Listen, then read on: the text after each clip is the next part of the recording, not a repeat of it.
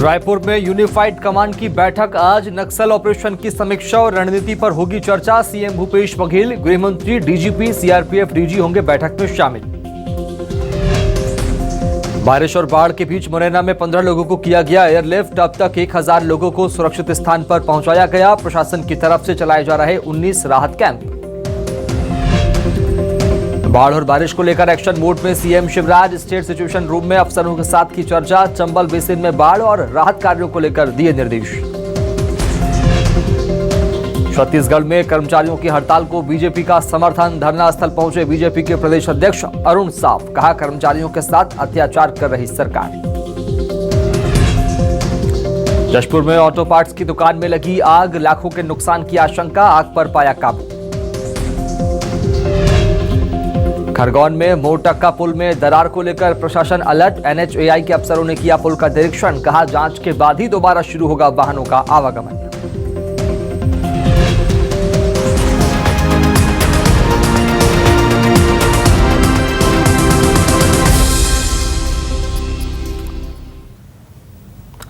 नमस्कार, good morning. स्वागत है आपका न्यूज 24 मध्य प्रदेश छत्तीसगढ़ में। आपके साथ मैं हूं शुभम सिंह।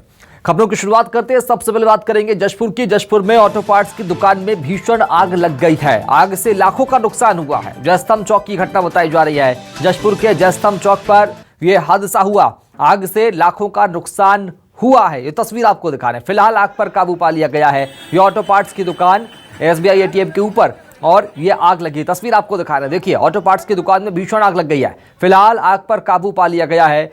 घटना देर रात की बताई जा रही है। फिलहाल आग पर काबू पा लिया गया है। तस्वीरें जशपुर की है। जशपुर के जयस्तंभ चौक पर यह दुकान स्थित है। इसमें भीषण आग लग गई। ऑटो पार्ट्स का इसमें सामान रखा हुआ था। ऑटो पार्ट्स की यह दुकान है। आग कैसे लगी ये जांच का विषय, लेकिन फिलहाल आग पर काबू पा लिया गया। लाखों का नुकसान दुकान मालिक को इससे हुआ है। यह बड़ा हादसा यहां पर हुआ। बड़ा नुकसान इस दुकान मालिक को हुआ है। आग पर काबू पा लिया गया। तस्वीरें न्यूज 24 मध्य प्रदेश छत्तीसगढ़ पर एक्सक्लूसिव आपको दिखा रहे हैं। देखिए, जशपुर के जयस्तंभ चौक पर स्थित दुकान में भीषण आग लग गई। लाखों का नुकसान ऑटो पार्ट्स की दुकान संचालक को हुआ है। फिलहाल आग पर काबू पा लिया गया है। आग कैसे लगी ये जांच का विषय है।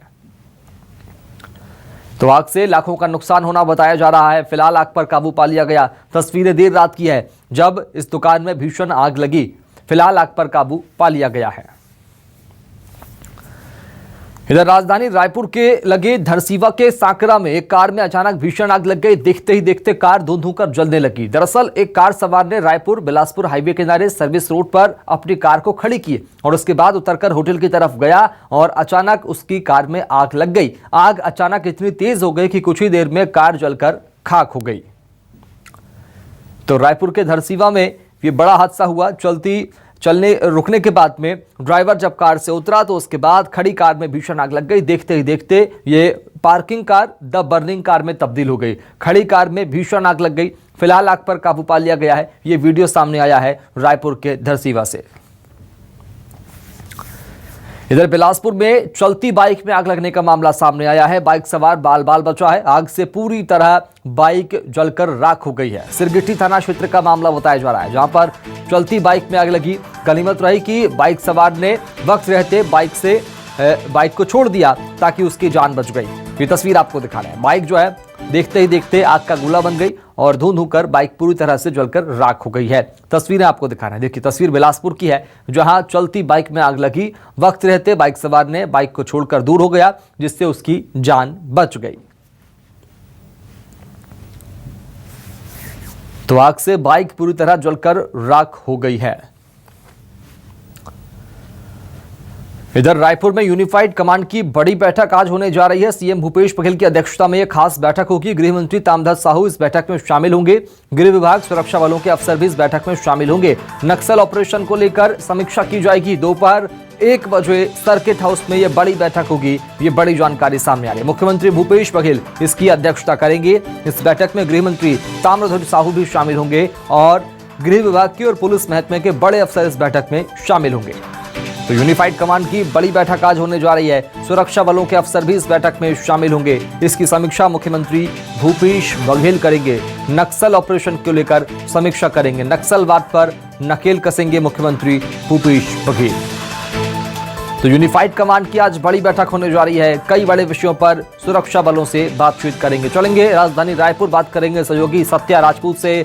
सत्या, बैठक में किन बड़े मुद्दों पर चर्चा? क्या मुख्यमंत्री भूपेश बघेल कस पाएंगे नक्सलवाद पर नकेल?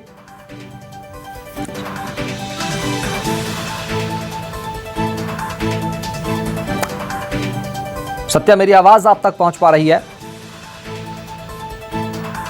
देखिए, जिस तरह से छत्तीसगढ़ में जो है नक्सलवाद पे नकेल कसने का जो अभियान जारी है, जो उसको खात्मे को लेकर जो विभिन्न प्रयास किए जा रहे हैं, और आज इस बैठक के बाद और इस जो है इस अभियान में तेजी आ सकती है, क्योंकि छत्तीसगढ़ सरकार जो है कहीं ना कहीं जो है नक्सलियों पे नकेल कसने में कामयाब नजर आ रही है। जिस तरह से नक्सली वारदातों की संख्या में कमी आई है, जिस तरह से नक्सली घटनाओं में कमी आई है, इससे बिल्कुल कहा जा सकता है कि सरकार की जो है एक रणनीति का ही असर है।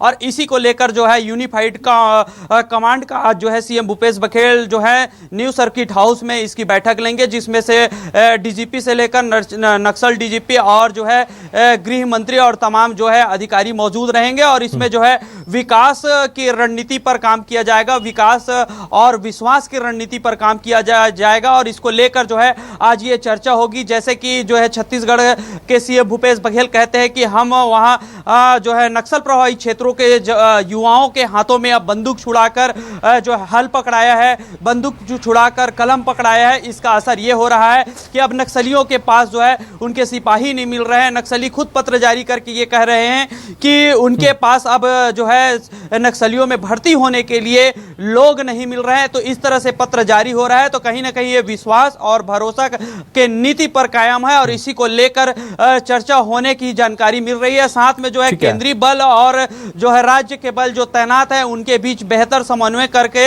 नक्सलियों को खात्मा करने के लिए इन तमाम मुद्दों पर चर्चा होगी। और ये सर्किट हाउस के सिविल लाइन में आयोजित है। तो वहीं अगर हम बात करें तो जो कैंप लगाए जाते हैं, जो जवानों का कैंप होता है, वहां पे जो तमाम सुविधाओं को लेकर जवानों की सुविधाओं को लेकर भी चर्चा होगी।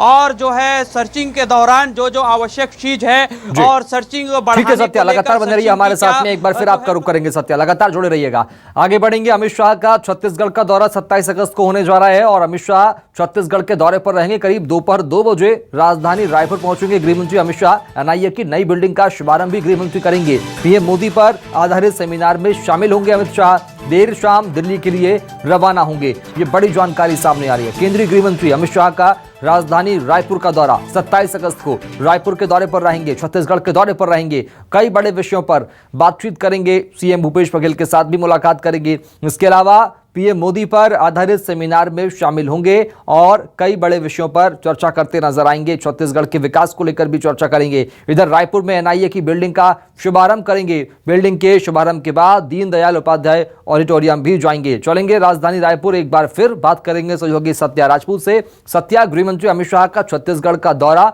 कितना खास, क्या कुछ कार्यक्रम तय किए गए?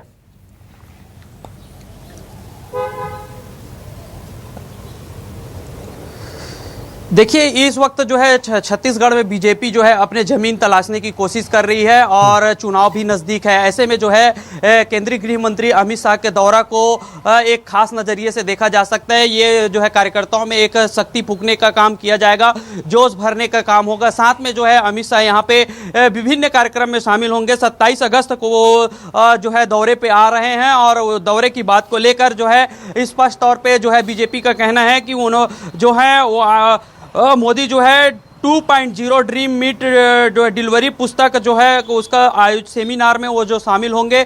उसके बाद जो है एनआई बिल्डिंग का जो है वो उद्घाटन करेंगे और इसके बाद जो है अमित शाह है 2:05 पे जो है रायपुर पहुंचेंगे और अमित शाह जो है इसके बाद सीधा दीनदयाल जो है ऑडिटोरियम पहुंचेंगे और जहां प्रधानमंत्री मोदी पर आधारित पुस्तक पर आयोजित सेमिनार है उसमें शामिल होंगे। फिर जो है कार्यक्रम 4 बजे जो है सेमिनार कार्यक्रम से खत्म होने के बाद जो है प्रदेश कार्यालय बीजेपी कार्यालय पहुंचेंगे और उसके बाद 7 बजे जो है जो है एयरपोर्ट के लिए रवाना होंगे। जी। तो इस तरह जो है गृह मंत्री जो है लगभग 5 घंटा 20 मिनट जो है छत्तीसगढ़ में रहेंगे और विभिन्न कार्यक्रम में शामिल होंगे। जी ठीक है, बहुत शुक्रिया सत्या राजपूत खबर को विस्तार से बताने के लिए, अपडेट देने के लिए। इधर मुख्यमंत्री भूपेश बघेल ने केंद्रीय गृह मंत्री अमित शाह से बातचीत की है। पोला तीज के अवसर पर सीएम हाउस में आमंत्रित किया है। सीएम बघेल ने फोन करके शाह को आमंत्रित किया है। 27 अगस्त को पोला तीज त्योहार मनाया जाएगा। 27 अगस्त को छत्तीसगढ़ के दौरे पर केंद्रीय गृह मंत्री अमित शाह रहेंगे।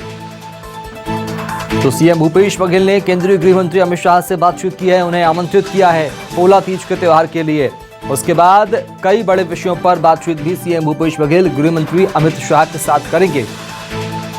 तो सीएम बघेल ने फोन करके शाह को आमंत्रित किया है, न्योता दिया है। पोला तीज के त्योहार पर सीएम हाउस में न्योता दिया है आने के लिए गृह मंत्री अमित शाह को, चूंकि 27 अगस्त को यानी कल मुख्यमंत्री भूपेश बघेल जो है उन्होंने न्योता दिया है कल के लिए। और खास बात है कि 27 अगस्त को गृह मंत्री अमित शाह खुद छत्तीसगढ़ के दौरे पर रहेंगे। करीब 5 से 6 घंटे छत्तीसगढ़ की धरती पर गृह मंत्री अमित शाह रहेंगे। एक बार फिर चलेंगे राजधानी रायपुर, बात करेंगे सहयोगी सत्या राजपूत से। सत्या, सीएम भूपेश बघेल ने बातचीत की है गृह मंत्री अमित शाह से, क्या बातचीत हुई है, न्योता दिया गया है, क्या कुछ खास कार्यक्रम सीएम हाउस में?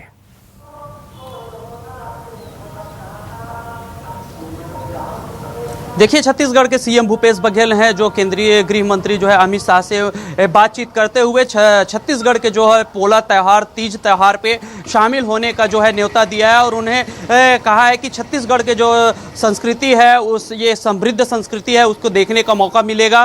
तो इस पर जो है अमित शाह ने कहा है कि छत्तीसगढ़ के जो है संस्कृति वैभव जो है वो देखने का एक अवसर है। और बिल्कुल जो ये त्यौहार है वो लोक परंपरा के आधार पर जो है मनाई जाती है। पोला त्यौहार की अगर हम बात करें तो पोला त्यौहार जो है खेती किसानी के मूल रूप से खेती किसानी को लेकर ये त्यौहार है, क्योंकि जो है धान गर्भ में आज के दिन जो है गर्भ धारण करती है, यानी कि धान में दूध का जो है भरना होता है, इसलिए जो है इस त्यौहार को मनाया जाता है। और इस तरह के जो कार्यक्रम को लेकर सीएम हाउस में रंगारंग कार्यक्रम जो है आयोजित की गई है, जिसमें अमित शाह को जो है आमंत्रित किया गया है।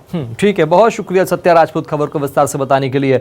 और स्वागत है आप सभी का एक बार फिर। बिलासपुर में स्वाइन फ्लू का कहर देखने को मिल रहा है। बिलासपुर में स्वाइन फ्लू के 5 मरीज सामने आए हैं। स्वाइन फ्लू से जांजगीर में एक युवक की मौत हो गई है, ये बड़ी खबर सामने आ रही है। स्वाइन फ्लू को लेकर स्वास्थ्य विभाग अलर्ट मोड पर है। स्वाइन फ्लू के मरीजों के लिए सिम्स में अलग वार्ड बनाए गए हैं, ये बड़ी जानकारी सामने आ रही है। तो बिलासपुर में स्वाइन फ्लू के 5 मरीज सामने आए हैं, जबकि एक की मौत भी यहां पर हुई है जांजगीर में, ये बड़ी जानकारी सामने आ रही है। बिलासपुर में 5 नए मामले सामने आए स्वाइन फ्लू के, तो इसको लेकर अलर्ट जारी कर दिया गया है। स्वास्थ्य विभाग अलर्ट मोड पर है, जबकि जांजगीर में एक युवक की मौत भी हो गई है स्वाइन फ्लू के चलते। तो स्वाइन फ्लू का कहर यहां पर देखने को मिल रहा है। 5 नए मामले स्वाइन फ्लू के सामने आए हैं बिलासपुर में। और जशपुर में हाथियों का आतंक नहीं थम रहा है। वनमुंडा अंबाकछार में हाथियों का आतंक लगातार जारी है। 3 घरों में तोड़फोड़ हाथियों ने की है। घर में रखे अनाज को भी हाथी खा गए। पिछले 1 सप्ताह से 40 हाथियों का दल उत्पात मचा रहा है, ये बड़ी जानकारी सामने आ रही है। तो ऐसे में हाथियों का आतंक लगातार जारी है और उसके चलते लोगों में भय का माहौल बना हुआ है। फसलों को तबाह कर दिया हाथियों ने, घरों में रखा अनाज खा गए, घरों में तोड़फोड़ भी इन हाथियों के दल ने की है। ये तस्वीरें सामने आई। हाथी यहां पर लगातार घूम रहे हैं और ग्रामीणों में डर का माहौल है। करीब 40 हाथियों का दल है जो इस इलाके में लगातार विचरण कर रहा है। हालांकि लोगों में डर का माहौल है। फॉरेस्ट की ओर से ये हिदायत दी जा रही है कि सावधानी बरतें, लेकिन हालात जो है वो जस के तस हैं। 3 घरों में अब तक हाथियों ने तोड़फोड़ की है और उसके चलते घरों को अच्छा खासा नुकसान पहुंचा है। फसलों को तबाह कर दिया हाथियों ने, घर में रखा अनाज हाथी खा गए। इधर रायपुर की बात करेंगे। नाबालिग ने 5 कुत्तों पर एसिड डाल दिया, 2 कुत्तों की मौत हो गई, जबकि 3 की हालत गंभीर बताई जा रही है। यह पूरी वारदात कैमरे में कैद हुई है। नाबालिग के खिलाफ कोतवाली थाने में FIR दर्ज कराई गई है। NGO इन घायल कुत्तों का इलाज करा रही है, ये बड़ी जानकारी सामने आ रही है। 2 कुत्तों की मौत हो गई है, जबकि 3 की हालत गंभीर बताई जा रही है। बड़ा मामला यहां पर सामने आया। ये पूरी घटना कैमरे में कैद भी हुई है। बता दें आपको, एक नाबालिग ने 5 कुत्तों पर एसिड अटैक किया, जिसमें से 2 कुत्तों की एसिड के हमले से जान चली गई, जबकि 3 कुत्तों का इलाज एक NGO करा रही है। ये बड़ी जानकारी सामने आ रही है। और छत्तीसगढ़ में स्कूली छात्रों को मानसिक तनाव से मुक्ति दिलाने के लिए मानसिक काउंसलर की नियुक्ति की जाएगी। मॉड्यूल को लेकर सीमांस मेंटल हेल्थ और विभाग के अलावा SCERT मिलकर मंथन कर रहे हैं। बच्चों को मानसिक रोग से बचाने के लिए 5 सूत्रीय मॉड्यूल बनाया जाएगा। SCERT अतिरिक्त संचालक डॉक्टर योगेश शिवरे ने कहा कि हर एक स्कूल में एक टीचर को काउंसलर बनाया जाएगा। मामले को लेकर SCERT के संचालक से हमारे संवाददाता ने खास बातचीत की है, सुनिए आप भी। स्कूली बच्चों को मानसिक अवसाद, मानसिक रोग, मानसिक रूप से स्वस्थ रखने के लिए यहाँ पे वर्कशॉप किया जा रहा है। हमारे साथ मौजूद हैं SCERT के अतिरिक्त संचालक डॉक्टर योगेश शिवरे जी। सर, ये कार्यशाला का मकसद क्या है आज का? देखिए, अभी इन दिनों में महसूस किया जा रहा है कि स्कूली बच्चों में बहुत ज़्यादा मानसिक तनाव है। बच्चे जो हैं बहुत सारे नशे की ओर उन्मुक्त हो रहे हैं, आत्महत्या की प्रवृत्ति बढ़ रही है। तो हम चाहते हैं कि जिस तरह प्राइवेट स्कूल्स में एक काउंसलर नियुक्त होता है, तो हम शिक्षक को कुछ सपोर्ट करके उनकी कैपेसिटी बिल्डिंग करके काउंसलर के रूप में नियुक्त करना चाहते हैं, ताकि समय रहते वो बच्चे को पहचान सके और उसको सपोर्ट कर सके। बिल्कुल। प्रदेश में 46,000 से ज़्यादा स्कूल है और 56,000 से ज़्यादा विद्यार्थी हैं। ऐसे में इतने संख्या में विद्यार्थी हैं, उनके मानसिक रूप से वो जो है ग्रसित हो रहे हैं, मानसिक शिकार हो रहे हैं, मानसिक रोग का शिकार हो रहे हैं। शिक्षक कैसे पहचान सकते हैं और इसको कैसे रोकथाम कर सकते हैं, चूँकि आपका कार्य इसमें है? डेफिनेटली कुछ वार्निंग साइंस होते हैं कि अगर मान लीजिए कोई नशे से ग्रसित है तो उस बच्चे की एकाग्रता या उसका स्कॉलिस्टिक परफॉर्मेंस जो है, पढ़ाई में रुचि जो है कम रहेगी, या उनका ड्रॉप आउट्स रहेंगे कि वो समय पे स्कूल नहीं आ रहे हैं, अनुशासित नहीं रहेंगे, वह छोटी छोटी सी बात में चिड़चिड़ाएंगे या अकेले रहेंगे या बार बार स्कूल से थोड़ी थोड़ी देर में बाहर जाने का प्रयास करेंगे। तो ये डेफिनेटली एक संकेत देते हैं कि कहीं ना कहीं कुछ ना कुछ गड़बड़ है और हमें उस पर इंटरवीन करना चाहिए। विद्यार्थी मानसिक दबाव की ओर जा रहा है, उसका पहचान करना है और पहचान के साथ ही उसका काउंसलिंग करके इलाज करना है। इसको लेकर जो है कार्यशाला का आयोजन किया गया। अब देखना यही होगा कि जो है लगभग 56,000 स्कूल में जो शिक्षकों को जो ट्रेनिंग दी जा रही है, फिलहाल मास्टर ट्रेनर यहाँ पे मौजूद थे, उनको ट्रेनिंग दी गई है और प्रत्येक स्कूल में शिक्षकों को ये ट्रेनिंग दी जाएगी। तो बिल्कुल इसका सकारात्मक जो है पहल दिखाई देगा। कैमरामैन चोलाराम के साथ सत्या राजपूत, न्यूज़ 24 रायपुर। और रायपुर के धरसीवा में बने 6 लेन को ट्रक और हाईवा चालकों ने पार्किंग स्थल बना दिया है, जिससे आए दिन हादसे हो रहे हैं। आज भी हाईवे पर बाइक पर सवार 2 लोगों की दर्दनाक मौत हो गई। हादसा सांकरा निको से बिलासपुर की ओर जाने वाले 6 लेन पर हुआ है। दरअसल बाइक सवार युवक युवती को तेज रफ्तार ट्रक ने जोरदार टक्कर मार दी। स्थानीय लोगों की माने तो सांकरा में 6 लेन पर ट्रक और हाईवा चालकों ने अवैध पार्किंग बना ली है। औद्योगिक इलाका होने के चलते ये हाईवे काफी व्यस्त रहता है, जिससे आए दिन हादसे होते रहते हैं। प्रशासन कोई भी ध्यान नहीं दे रहा है और यहाँ आए दिन एक्सीडेंट होता है। आज सुबह एक लड़का और एक लड़की ट्रक से दब कर मर गए यहीं स्पॉट पे, दिलबाग होटल के सामने। ट्रांसपोर्ट वाला समझते नहीं है कि ये रोज खड़े रहते हैं, ये रोज डेली यहाँ पर मतलब खड़े रहता है सर, तो इसीलिए एक्सीडेंट हो रहा है। इसीलिए एक्सीडेंट होता है। किसने मारा था, कुछ देख पाए थे? शायद ट्रक से एक्सीडेंट हुआ है, जो भाग गया मौके से फरार हो गया, उसको पता नहीं चल पाया। सुबह दोपहिया वाहन को एक ट्रक ने ठोकर मारी है, जिससे 2 लोगों की मौत हुई, एक महिला और एक पुरुष की। आए दिन सड़क हादसे हो रहे हैं। हादसों का कारण है कि 6 लाइन को हाईवा और ट्रक संचालकों ने अपनी पार्किंग का अड्डा बना लिया। ये आप जो पीछे देख रहे हैं, यहाँ पर बड़ी संख्या में ट्रक खड़े हुए हैं, हाईवा खड़े हुए हैं और इसे एक तरह से पार्किंग बना लिया। 6 लाइन को पार्किंग आखिर किसकी अनुमति से बनाया गया है, समझ से परे है। एक तरफ सड़क पर गौठान न होने के कारण बड़ी संख्या में गौवंश बैठे हुए हैं, तो दूसरी तरफ किसी को पार्किंग बना लिया है। ये हाईवे है या चारागाह है या पार्किंग है, समझ से परे है। आए दिन सड़क हादसों में लोग अपनी जान गंवा रहे हैं, बावजूद इसके शासन प्रशासन मौन है। आखिर इसके जिम्मेदार कौन है, समझ से परे है। 6 लाइन निर्माण एजेंसी की मनमानी देखिए कि उन्होंने जब 6 लाइन का निर्माण किया, मांग करने के बावजूद सांकरा में अंडरब्रिज नहीं बनाया। आज यदि रायपुर जाना हो तो लोगों को इस जगह से जान हथेली पर लेकर के हाईवे को पार करना पड़ता है, 6 लाइन को पार करना पड़ता है। की आंखें नम हो गई। एक महिला और एक पुरुष जो बाइक से जा रहे थे, ये वाहनों के कारण दिखाई नहीं दी और यहीं से उसको टक्कर मारते हुए, घसीटते हुए ट्रक ले गया और रौंद दिया, जिससे दर्दनाक उनकी मौत हो गई। न्यूज़ N24 के लिए धरसीवा से सुरेंद्र जैन। और रायपुर में नशे के सौदागरों पर शिकंजा पुलिस ने कसा है। दरअसल अंतर्राज्यीय ड्रग्स तस्कर गैंग का पर्दाफाश पुलिस ने कर दिया। 10 ग्राम MDM हेरोइन जब्त की गई है। 3 तस्कर गिरफ्तार हो गए हैं। दिल्ली के आकाश भारद्वाज, गौरव सहगल गिरफ्तार हुए। रायपुर के सौरभ अग्रवाल को ड्रग्स सप्लाई करते थे। ये बड़ी जानकारी पुलिस के हाथ लगी है। दिल्ली में नाइजीरियन गिरोह से खरीदकर सौरभ अग्रवाल को ये ड्रग्स सप्लाई की जा रही थी। क्राइम ब्रांच और खमारडीह थाना पुलिस ने बड़ी कार्रवाई को अंजाम दिया है। एक सूचना मिली थी कि थाना खमारडीह क्षेत्र में BTI ग्राउंड के पास एक सियाज कार में कुछ लोग ड्रग्स सप्लाई करने के लिए आए हुए हैं। इस पर जो है ACCU की टीम को रवाना किया गया था। टीम के द्वारा जब जाकर सियाज कार की चेकिंग की गई तो उससे हम लोगों को 10 ग्राम जो है ड्रग्स मिला है, जो कि MD ड्रग्स है बेसिकली, और इसमें 3 लोगों की गिरफ्तारी हुई है। और अब बात करेंगे राजनांदगांव की। यहां ब्राउन शुगर की तस्करी के मामले में 3 आरोपियों को गिरफ्तार किया गया है। आरोपियों के पास से 47 ग्राम ब्राउन शुगर, 90,000 रुपए कैश और एक बाइक भी मिली है, जिसे जब्त कर लिया गया है। बाजार में ब्राउन शुगर की कीमत लगभग 9,30,000 रुपए आंकी गई है। पूछताछ में आरोपियों ने कबूल किया कि वो लंबे वक्त से नशे के तस्करी के काले कारोबार में मिले हुए थे। राजनांदगांव पुलिस के द्वारा एक बड़ी कार्रवाई की गई है। इसमें यह है कि अभी लगातार सूचना मिल रहा था कि बॉर्डर के रास्ते कुछ तस्कर लोग अवैध तस्करी करते हैं। इसी पर से हम लोगों ने कल संदिग्ध वाहनों की चेकिंग जारी रखी थी। इसी बीच एक CG07 नंबर की बाइक जो नागपुर साइड से आ रही थी, उसको रोक के चेक किया गया। तो निश्चित ही राजनांदगांव पुलिस की सजगता और सक्रियता के चलते एक तस्कर गिरोह का पर्दाफाश हुआ है और इसमें और भी कुछ लिंक मिले हैं। उस पर हमारे टीम काम कर रही है।